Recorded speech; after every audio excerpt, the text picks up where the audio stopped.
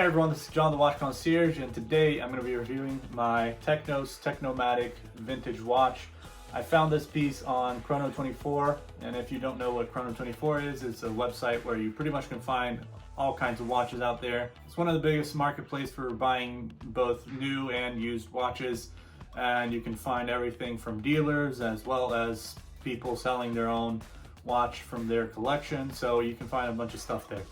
And so I found this vintage piece because I was kind of on a hunt for vintage Technos watches, and Technos is a brand that started off in Switzerland in 1900, so I was looking for all the vintage Technos that I could find around Europe and looking at if they were worth buying or not. So I came across this one here, and it really looked like a nice piece to me, so I reached out to the guy and made a deal and bought this. So Technos, again, is a Swiss brand that started in Switzerland but now is actually completely Brazilian owned, so there's nothing affiliated to Switzerland anymore except for the history. It was started by Melchior Guntinger, who ran the company for many years in Switzerland, and then eventually they sold to a Japanese company, and then eventually it got partially licensed to also Brazilian, to a Brazilian importer and distributor, and then they fully bought the company later on from the Japanese company. And so it's kind of been around the world. So it's a very interesting history. You can look it up on Wikipedia, and there's a good little bit of information there, but there's not much information about this particular model. This is the Technomatic. I know you can find quite a few of these online, but in terms of history, there's not much about it and when it came out. But it is interesting to know the history behind a company that is Brazilian, and I'm Brazilian, so it's pretty cool. And this is one of the most popular brands in Brazil at the moment. So they manufacture all their watches in Brazil, actually. So they're Brazilian made, I guess you could say.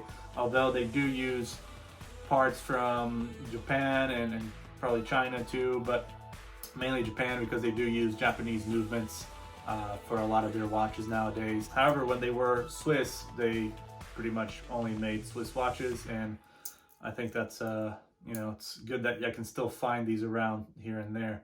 So let's go ahead and take a look at the watch in more details, and stay tuned.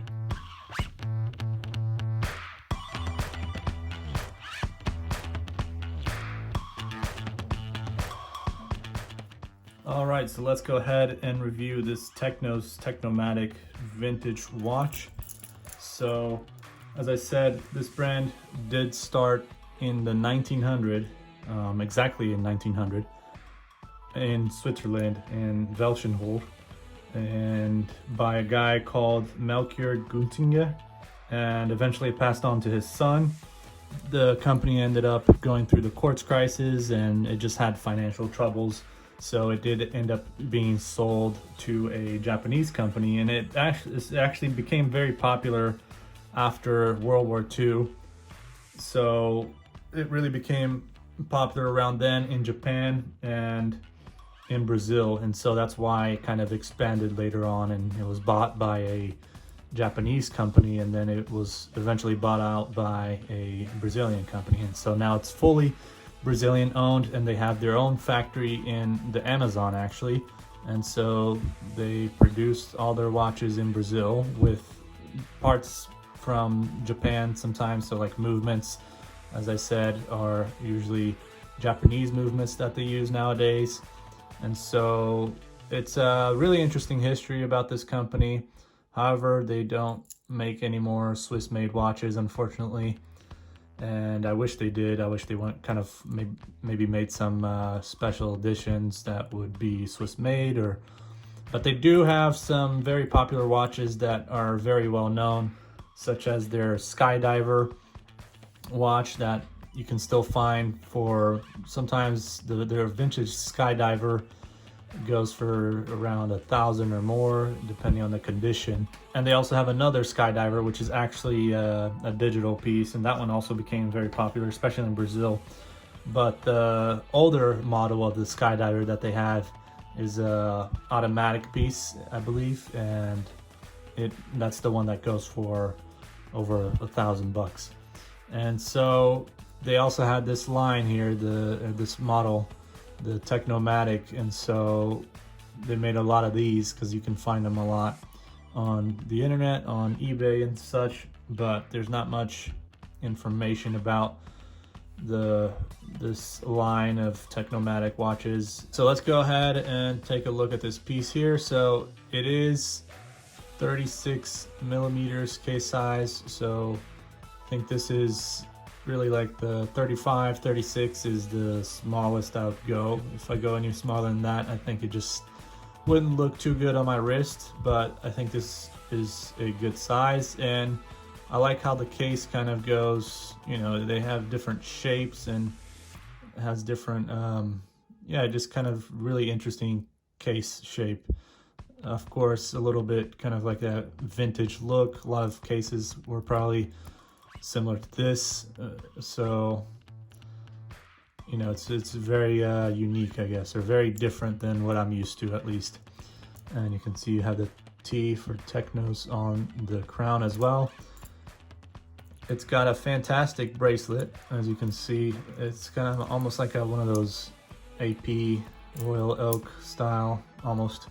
It's very similar, I guess, but you got the Technos right there on the clasp. This is actually one of my favorite things, is this bracelet.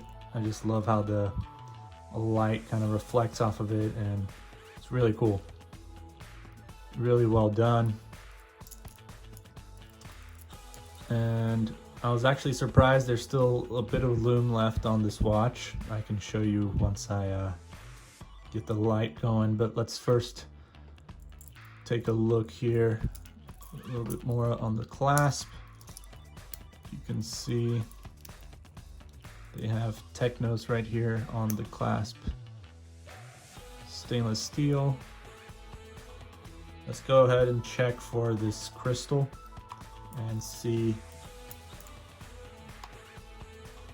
So, doesn't seem to be sapphire, unfortunately.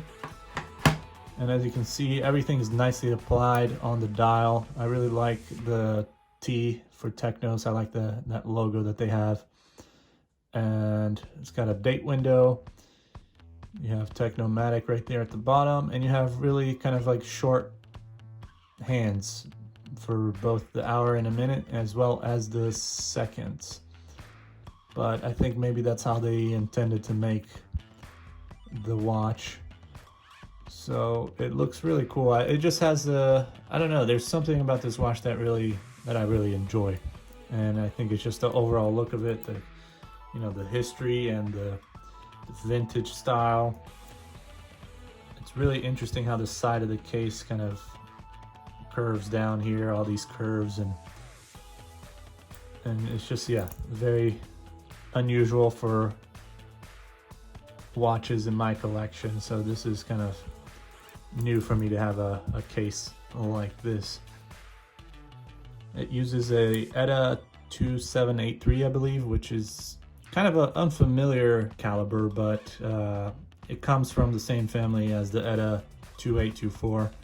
On the case back here, you have the Technos 10707, which I tried looking up online but could not find any other model similar to this.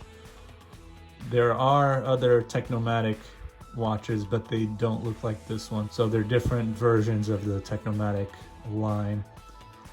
And then you can see water resistant. However, I'm going to assume it's maybe 50 meters at most, just because it doesn't have a screw down crown or anything. And it does say it uses Inca block, anti-magnetic. And we can go ahead and open up the inside of the case back so you can take a better look and see what we're working with. I did mention it was the 2783, which is very similar like the 2824. The biggest difference between them is the escapement works.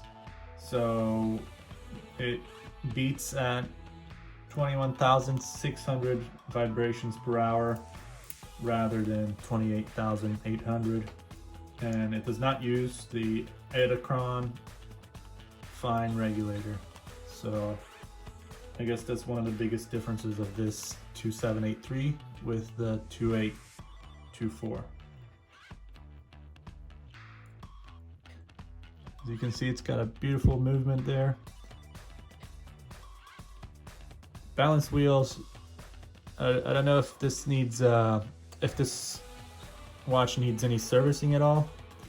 Perhaps, just because I don't know exactly what the history behind the servicing is on this watch, but I don't know. So far it's been working well, the time's been good, and I've been wearing it pretty much every day for the last week, I think. The balance wheel looks very slow compared to other balance wheels from different movements. I don't know exactly what the deal is, but it doesn't take many times for me to wind the watch for it to start going, but also I can't wind it that many times, so I can wind it maybe about 15 to 20 times. Any more than that, it'll probably break. So it really kind of I like how it does kind of get harder to wind it as you go, and so that kind of works as an indicator that you shouldn't wind it anymore, or else you can break the watch. Some watches, sometimes you could wind it, and perhaps you don't even notice until you really break it. But yeah, I do like this watch a lot. So I believe they started making the 2783 movement in around the 70s. So I think it was the 74 when they first launched this movement. And so I'm guessing that this watch is also from the 70s.